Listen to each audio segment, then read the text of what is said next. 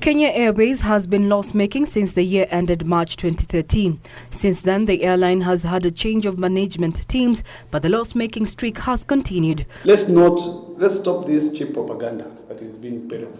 Let's ask the right questions.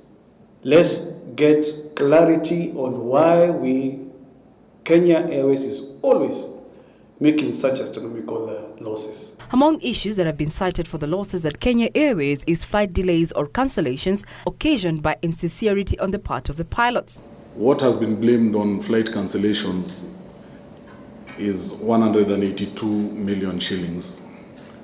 Now that is 0.2 billion out of 8.6 billion shilling loss. You don't accuse a workforce that has been going without salary without salary increment since 2015. You tell them that they are taking over half 50% of the wage bill. The Kenya Airline Pilots Association has decried the slow pilot process at the Kenya Airways, saying it was partly to blame for cancelled flights due to fatigue and ailments of the already stretched human resource. Why do you increase frequencies of flights when you don't have the right numbers? You are bound to have a problem of crewing flights.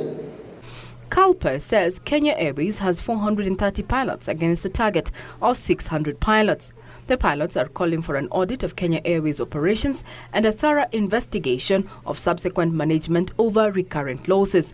Staff in management cadres have had several salary increases, with some adjustments being made on the basis of who Sebastian personally feels free to grant. The questions that everyone should be asking, and the questions that CALPA is asking as well, is where is the 8.4 billion shilling loss?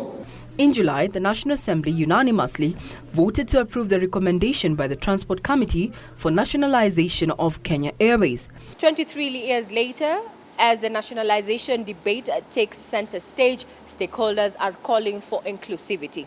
The Kenya Airline Pilots Association argues that there is need to have all stakeholders at the negotiation table so that they can see Kenya Airways return to profitability.